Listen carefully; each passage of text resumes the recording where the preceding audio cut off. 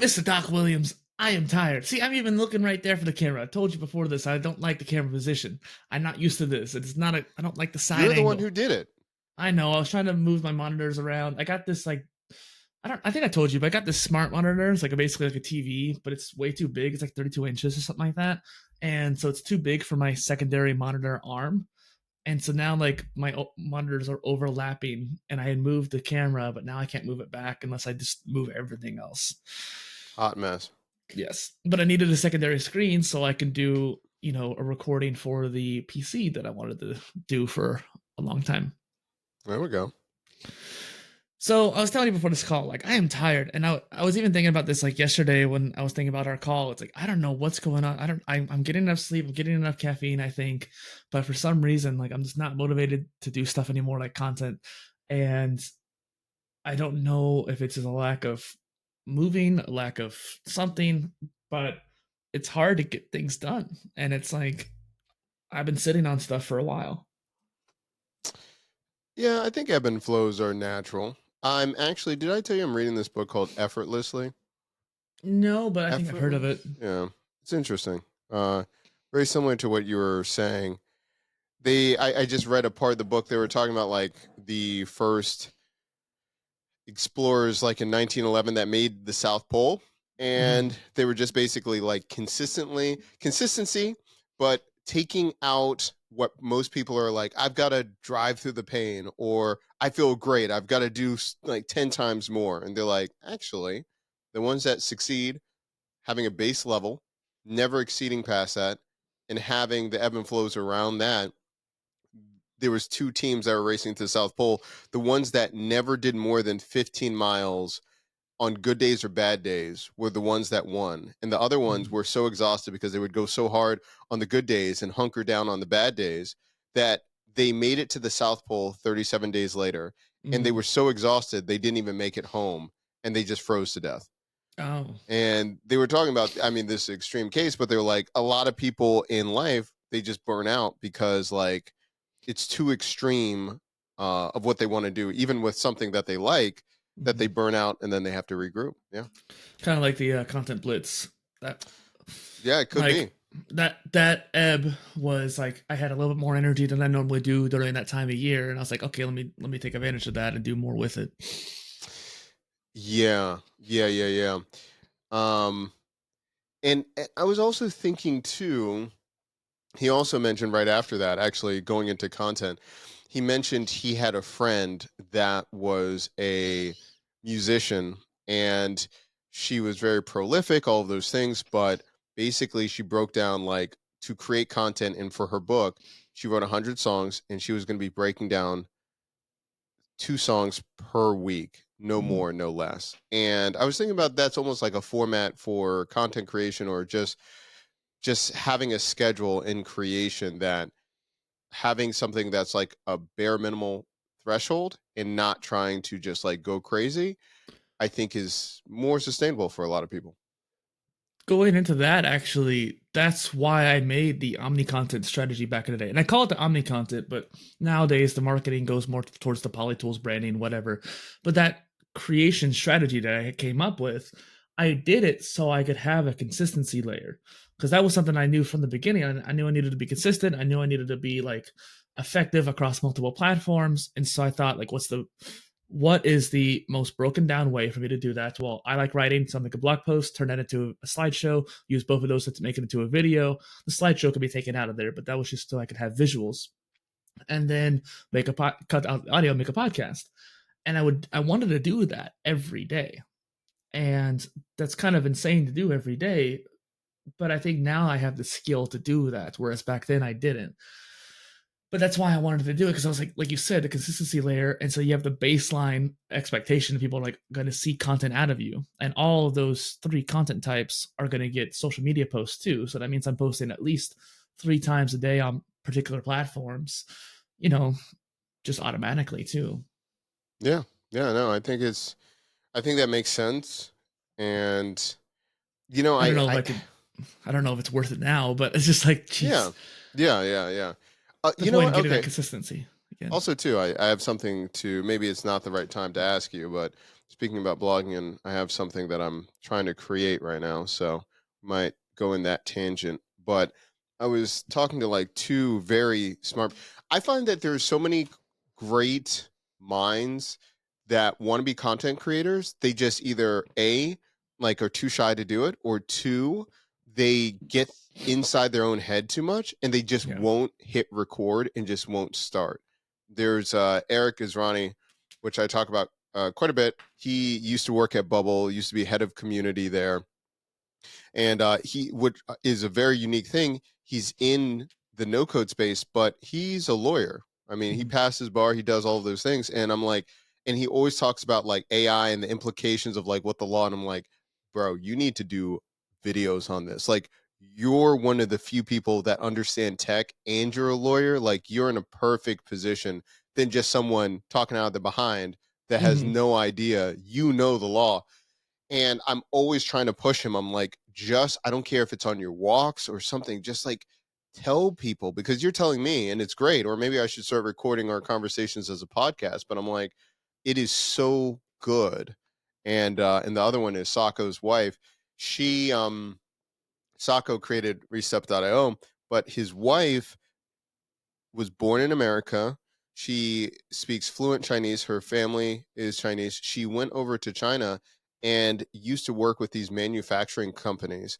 And she was just talking about like the layer and what that means to actually work, like get connections to real factories for production. And she taught me like in 30 minutes how many different factories work on shore products. And she's like, Mhm. open up a package, did all that. I'm like, I don't think anyone really talks about this. And I was like, you need to do a podcast. She's like, nah, I just really don't want to do that. I'm like, oh my God. People just need to make content. I would also say too, there's a trend going on happening right now on TikTok due to the tariffs, where a lot of these companies are now starting to realize, like, hey, we're not going to be able to get into the U.S. And a lot of the Chinese factories are exposing the secrets of like, hey, you know that fancy designer purse that's like $8,000? Well, we sell it for 600, and so they just mark up that, 100% cost, Yeah. or 800% cost. And it's like, now you can just go buy it directly from the Chinese factories if you wanted to. And yes, there's still tariffs, but you're still getting it for like 80% off, Yeah. which That is kind of is, funny. I saw that. I think I saw one on like Gucci or like a Coach purse. I saw a guy doing that. I just saw a clip, I think, on Twitter. Um, yeah, it's going to be really interesting, especially with Also, what's happening internationally. So let's we'll see. talk micro blogging platforms like Twitter, right? The social, Okay. the light writing platforms. Because to me, I sent you a message yesterday because I didn't want to tweet it out, but I figured like I could say it here because it's just a safe space, kind of. Sort of. We'll see what happens. I feel like Twitter has become way more of a cesspool. And like obviously there's people like you who are actually good. Like I wasn't gonna say you're part of it, but it's like there's a lot of cool creators who are still on Twitter that are for like the no code or automation, or maybe some content creators still sticking around. But compared to some of these other platforms, Twitter just is not worth it anymore. A lot of the artists have left, a lot of the other creators have left, and now I'm just seeing tons of just content that's not really worth my time. I feel like, even though I've Yeah. catered my algorithm pretty well, and then I go on Substack Notes, and I'm actually kind of like finding myself scrolling through because it's like, oh, there's some cool stuff, cool people on here. Yeah. No, it's I find it's a pros and cons. To me, at least for the audience for like no code and everything, they're the most accessible on Twitter. Like if you they don't pick up their they don't read their emails. They don't go to LinkedIn. You can pretty much, like if you're in a certain niche in Twitter, even though like almost the follower count doesn't even hurt you. If Yeah, you yeah. just have, and I just pay for the blue check mark so I can get into people's DMs or message them directly. But I find that it is so much easier to do that than anything else.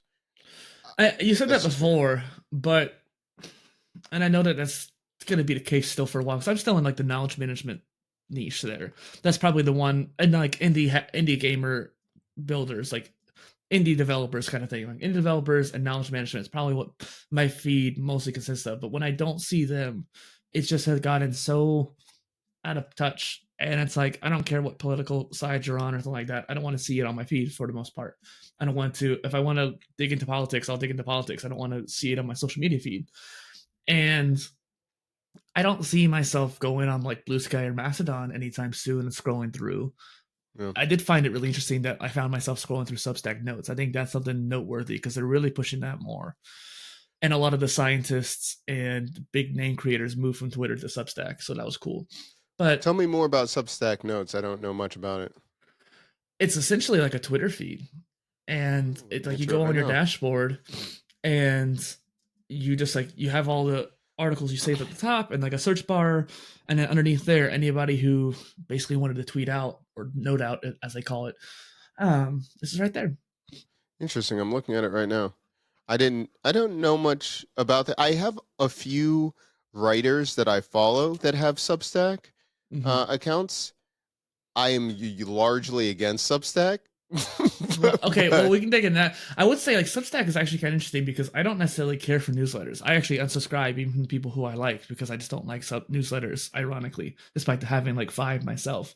But I don't like getting a whole bunch of emails. And I'd rather just, I would rather periodically just go to your website. I'll remember. I have it written down and stuff like that if I like someone's site and just like dig through the last 30, 50 posts and see which ones I like rather than getting them every week and waiting 4 weeks to find one that I like. Substack, though, has a lot to offer when it comes to features, but why don't you like it?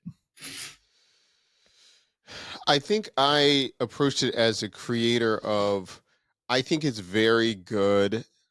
I view it like the Patreon for writers, that I can see that it's for ones that are non-technical to be able to do something on Rails, essentially. I think that at the time, what's the splits for subscriptions and everything? It's like 10%. Yeah, I'm like, I don't want them to take my 10%. So for me personally, as a creator, I'm like, I don't want to be on it because I want to maximize how much I can be making off of a platform. But I view it the same way as when people are like, well, just make a Patreon. I'm like, sure, but their terms of services change, and I don't like the percentages. And they also don't like the interface too. Yeah, I mean, yeah, it goes on and on. But yeah, that's why I just haven't done it. And yeah, that's just me. Substack still also hosts like video and podcasts too, so you can actually and audio files. I mean, so like you can do a lot with it. And the cool thing about Substack, as compared to like Beehive or Ghost, is that there's a social network built on top of it essentially, and so you have that network effect. So you can recommend other newsletters, they can recommend you. You can technically do that with Ghost, but they have not really refined their social network yet. I think they also federated too, so now you can like share your Ghost stuff to the blockchain, but that's something that's still not quite there. Yeah, and also too, Kit does the same thing, right? There, you can turn on the creator network. You can decide who you're going to reference and or refer. So there's some overlap there. But yeah, I think whatever makes it easier for the masses to adopt, that's fine. If it works for you in your workflow, that would be the main thing. That's true. And I see Substack as probably the closest replacement for Medium. I would say.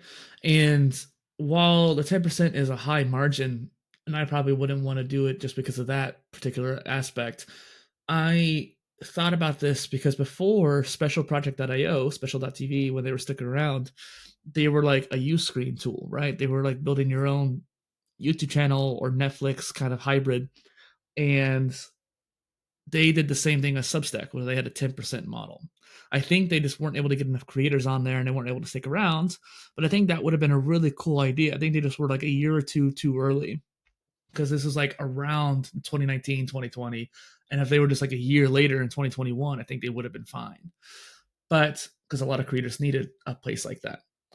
But paying 10% for a video hosting platform, I think is a lot more palatable versus a written platform, if that makes sense. Yeah. Nope. Makes sense. Yeah, we'll see what happens. Of course, a lot of people, of course, they love it. Even Kareem Abdul-Jabbar has his own on Substack, which is just random to me. But no, I think it's pretty interesting. What were you going to ask me earlier, by the way? Talking about programmatic SEO. Hmm. and working on that. How familiar are you with programmatic SEO and blogs and all that kind of stuff? I feel like I've heard it a number of times. Mm-hmm. Okay, pre-program rules. I know about SEO, but not so much the pre-programming. So, So this one it goes into blogging. Basically, if people have seen like Zapier directories or Make, the reason Zapier ranks so high for SEO was they did programmatic SEO.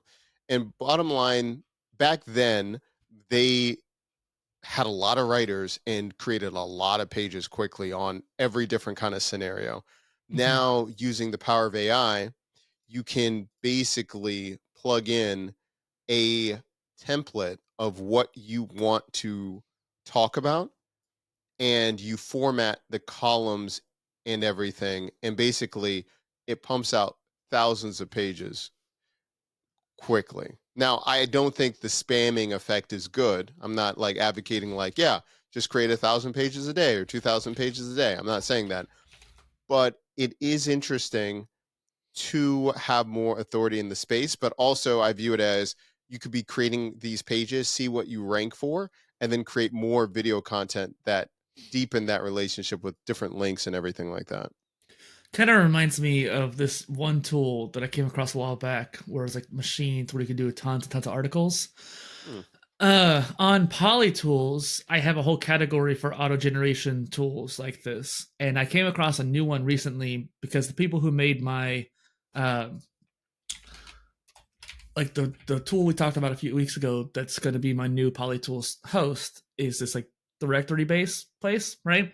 They made this quick rank, which is kind of similar to what you're saying, almost. I feel like, and the AI agent aspect kind of caught my eye. Send me that link in the chat.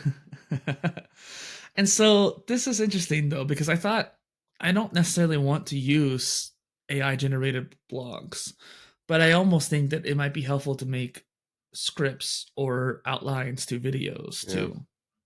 Oh, Yeah. blog hosting too, no less. But how do you yeah. I By the way, did you check out the one I was talking about with subscriber for YouTube scripts and Yeah, everything? I mean, I knew about it. I knew about it before, and I'd have it listed. Like we talked about it last week. Did you try it yet? Uh, I think you might like it. See, now I've got these two. Well, thanks a I'm lot. still just trying. I'm trying to get caught up on just videos in general. So let's go back to that. So how are you feeling video wise? What's going on with you? What are you thinking?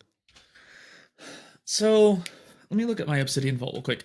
Like if I'm looking at my PolyTools folder, for example, I have about 5 or 6 videos that I need to make around that mini PC and external graphics card. I think honestly, only one of them is about the graphics card now. I made the intro one. I probably need to make like a video testing out different games. So probably 2 videos on that, but then like 4 videos on the mini PC. And I finally turned it on and messed around with it again yesterday or day before yesterday or something like that. So I just need to start doing stuff with that. I noticed actually looking through my YouTube studio that all the tech videos that I did got, 128, 150 views, whereas all my regular videos get around 30 to 50, maybe 80. And Oh, so all of my tech videos are basically doing double the views, which, I mean, granted, I have a small audience right now, so that's still kind of like pretty good. So I think the tech is actually the right play.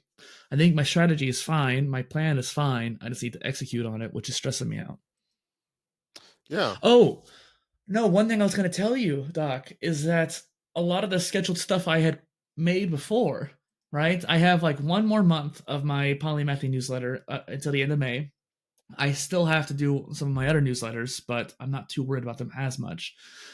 And then basically my 2 YouTube channels are now almost done. So all my scheduled content is almost done. And then I'm pretty sure now all of my scheduled written posts are basically done. So Hmm. all those posts I was, or why don't I check real quick? Because basically I had, I made 370 posts. Am I wrong? Is that supposed to be August? Not, I don't know. I thought I was done by like March or May, but I think it might be until August. I'm not sure. Let me double check that actually. Hmm. So I was okay. I have 151 still in queue. Okay, cool. Never mind. Well, I think I was just thinking about it this morning when I was half awake, but I thought like maybe I finished all of that already. It's like, oh man. That's well, yeah, you've got quite a bit then. Yeah, but those are going out to like Twitter and Mastodon and stuff Could, like that. I'd just like to point out, I have to say this. I'm looking at this machine thing for a second. I'm debating if I'm going to use N8N or I might try some of these. We'll see what happens. I like what this is doing right here. I feel like N8N probably wouldn't be as powerful for it. I'm not sure, but I haven't really used it, so I can't say for sure. It depends on how you're structuring it and things like this. I just think this is more already optimized, and they're already Yeah. doing 15 articles for free every month, which just seems manageable. I would probably start with this first and I go saw up. this really interesting Reddit post. Let me see if I can find it. Real-time research, custom outlines, humanizer. Yeah, so as this is working and you're looking for that, I will say, I forgot, a company hit me up. I made a video and they're like, hey, we'll help you with your YouTube, like the views or something with it, or we'll promote it, whatever. Really vague. I was like, well, I'm only doing sponsored stuff. Let me know. And then I get a notification in my YouTube studio where they're like, hey, this company, name of Mhm. company, is requesting to run ads on this video. Like, we need you to give access to this video. And I said, no. Like, you're not. The thing is, number one, I reached out to them. I'm like, hey, are you asking to run ads on my video? Like, you can ask me, we can have a conversation. Won't even reply back to me. But I was like, it says who's requesting from Hmm. me. I'm like, I clearly see it's you. It matches your company name. I don't have a problem if you want to boost it or something like that, but you're going to pay me. I'm not going to just views for view's sake doesn't do anything for me. And I just thought that was really weird. They're trying to do something, but I was like, interesting. Very interesting. So, So I can't find the post, but they said something about. I like literally saw it this morning. They said something about making like 10,000 AI generated posts or something like that, and they were talking about all the little details about it. They didn't show any examples of the post, but they said they were doing like research backed and trying to find like one source, at least one source, like to reference in the post itself too. Like, that's interesting, and I think that while I don't necessarily condone being fully AI, if like you market like I think like if you have like 7 posts a week and one of them's AI, I don't think that's a big deal because you're still providing a lot of value from the other posts still too. yeah, absolutely. Like, yeah, I think it's just how you do it. Mm-hmm. It's and again, your goals, where you're trying to go, all of those things. If you're doing something like, I keep bringing it up with like integrations for like make.com or Zapier, people are clearly just looking for one clear message or something. It's they're not going there for that writer or something like that, which I think is a little bit different. But yeah, I think every use case just depends. Really Mm-hmm. depends. Now I gotta look into these tools. Thanks a lot. That's how this channel works, Look, buddy. looking at these two. 30 articles per workspace. Uh, I let's see. find that a lot of these tools I don't always find myself using very much, but some of the ones that stick around, like there's one called Placid.app that comes to mind, where it's an image generation tool. And I found that like for me, it worked better than Banner Bear, which is another image generation tool. Those are probably the two main ones on the market for the most part. Like auto generation for like blog posts, for example, rather than like using AI generation. I wish they actually probably used more AI generation or had a feature for it. Mm-hmm. But I thought about it like I hate making I don't hate it as much now because I have Canva templates, but I used to hate making thumbnails and I still don't enjoy it for the most part. So I kind of wish I could have just automated that process. And so anytime I make a new post, it generates a thumbnail, boom. And technically speaking, I think I have still access to Placid. I think they gave me access, but I couldn't really make a good enough template. And so I stopped using it. And once I stopped using WordPress too, it made it more complicated. But what was I going to say? I lost my train of thought there. There was a cool tool that I was thinking of. Now I can't remember it. Bring it back. Bring it back. If not, it'll come back to you. No, not a cool tool. I don't want to use Canva anymore, Doc. I saw you talking about it on Twitter and your vitriol about it. Tell me more. Well, that was a while back, but I've had a few of those. They just updated. In fact, if you're watching this, there's a cool thing you can do. They're doing like some sort of AI update, and in order to get access, you actually have to do a special little thing. If you don't have it, it's like invite only, but you can actually get access if you want to. There's a banner going across the top of these envelopes, and if you click those envelopes 4 times, you can actually get access to the new features. So, anybody's listening in on this, go check that out. But I find that some of the features that I was complaining about, like they had issues with the download button. They had those issues for like 2 years, and I complained to them over and over again. They never listened. Like you try to download, and it would try to force you to download it as an MP4 rather than a PNG. It's like it's not even a video. Stop trying to make me download it as MP4. And they just had a lot of stupid automations like that where they're just like pushing you towards one new thing or trying to push you towards making videos rather than pictures. Like, no, I know you have video editor in there. I just want to make pictures. I also don't like how a lot of the templates are now, and templates, assets, they're all limited towards the paid plan. And I keep seeing ads for Blaze.ai, and I might mess around with that. And I'm curious to see if you've played with it or if you have any other tools besides Canva that you've used. I'm going to just be honest with you. Well, first of all, me and my wife, it's a contentious conversation with Canva because we've used it for years. And number one, I think the UI UX is just getting worse and worse. It's just becoming very bloated. I don't know who's making a lot of decisions, but I think one of the best things about Canva was it was so simplistic and very easy. But even like creating projects in that stupid window, you know how it like splits, before you actually open it. Anyway, it's slow now. It's very slow. And the answer I is think after the recent update, it's been a little bit better, marginally better. It's one of those things where we're so proficient at using that tool. It's one of those things of like, okay, what are we going to use other than that? Because a lot of the cheaper versions, free alternatives, either it's a different workflow, so it's working through all of those things, or it's just not as good. And I've looked at many alternatives. Excuse me, I have not messed with Blaze. I do not know what that is. It's an interesting, weird kind of format of a site, but and I don't know why they have 2 Twitter accounts at the bottom, which is interesting. How new is it? I don't know. I could have sworn 2023 is when. What do you mean 2 Twitter accounts? You mean just the logo? Say it again. It's just like the logo. Yeah, are you clicking both of them? It's just the same link to either. Why do they have 2? It's the logo. It's the logo of Twitter, you're saying? Yeah. YouTube and Instagram does not have 2, correct? Yeah, but that's the logo, and that's the logo. That's like the SVG for Twitter. See? I'm not understanding why there's 2 right there. It's not 2. That's text, and that's a picture. Why do you have text next to a picture, though? Because that's just how the programming works. You have to have some sort of text there usually. What's going on? They should write out Twitter. That's what I'm saying. They should just write out Twitter. Well, that's the thing. It's called X, so that is never mind. I am. That is. You're tripping over something so simple, dude. It's the dumbest thing. What are you talking about? You're doing all of these things, and you still have an X next to an X next to. Do you have YouTube written out next to YouTube?